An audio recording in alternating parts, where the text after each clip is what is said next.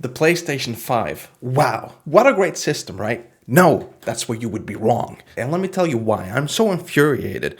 Now, because of Easter, I decided to get myself a PlayStation 5. I've had them previously, and I hoped that the system had finally been fixed. I've been struggling previously with the fan noise of the console. I've been struggling with the Wi-Fi signal with the console.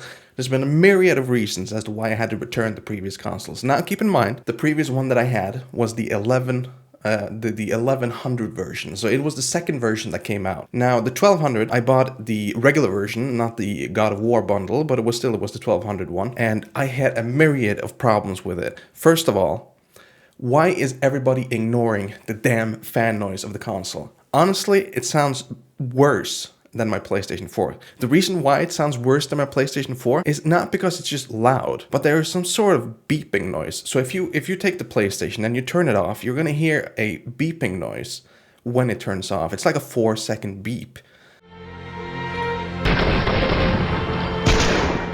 And when it's on during a game, of course, there is the CPU noise during gameplay. Of course, you can't get rid of that. So I bought it, put it right here in the office. Now, in the office at the moment, I don't have a wall plug for the Ethernet cable, right? So I had to use Wi-Fi. Now, I'm in a fairly new place, so I got Wi-Fi 6, and I'm very happy with that. It works wonderful on all the devices that I have, but not the PlayStation 5. So I got home, I unboxed the PlayStation 5.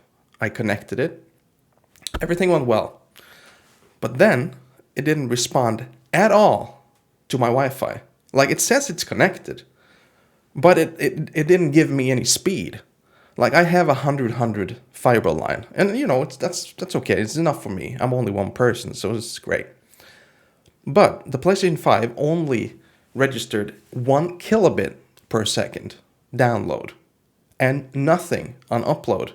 So essentially, I couldn't use the console without hard plugging it.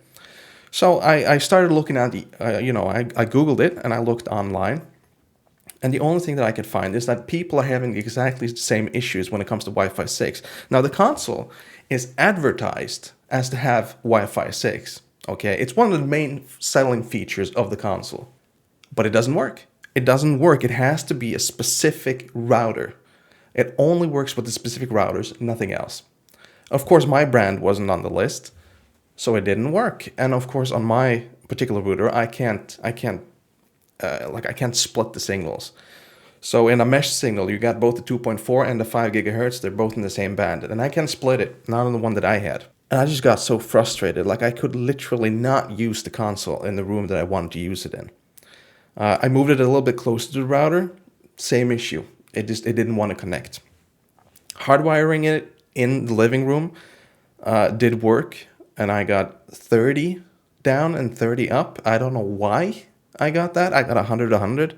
This shouldn't be acceptable, like, at all. It's not acceptable. Nobody should agree to this.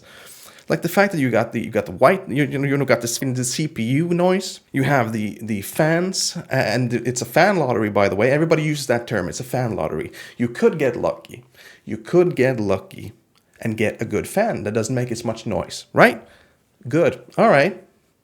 Is that really acceptable? Right? It's not acceptable. So anyways, it's been returned. Let's take a look at some of the other issues that's been going on with the PlayStation 5. Like, I don't understand why this is something that people are not more annoyed about. But people have disk drive noise problems. They have ongoing power problems with the PlayStation 5. It says it tends to stall and restart. There's an error code people are experiencing. They have problems updating the DualSense controller. They're having issues with data transfer when you're transferring data from the PlayStation 4 to the PlayStation 5. I mean, it's so odd that this is not something that people are more furious about. I mean, I get it. The luxury of just having a console, put your game in it, and then play it. Perfect. That's excellent, right? And that's what I wanted. I just wanted, for this Easter, I bought Resident Evil 4. I bought the PlayStation 5, and I just wanted to come home. I wanted to plug in the console, and I wanted to stick in the disc and then play Resident Evil 4. I didn't get to do it. Now, you might wonder, hey, Hobby, you have a PC. Why are you not playing on the PC? And that's fine. That's a great question. At the moment, my graphics card died, so I can't play anything on it. So I'm just recovering. I'm a recovering games addict. Having to buy a fucking console just to play a game, okay? Now, why not buy a graphics card? Well, the graphics card is twice the price, at least where I live. So I might as well just buy a console. And I gotta say, I was so disappointed with the PlayStation 5. I thought this was finally the moment where I could just sit down, play a game, and relax. And it turned into a nightmare. So that's PlayStation for me in 2023. I am sorely disappointed in Sony and the PlayStation 5. I just can't believe it. I wanted to like it so badly, but it didn't work. Unfortunately. But hey, there is another console. It's not made of Sony though.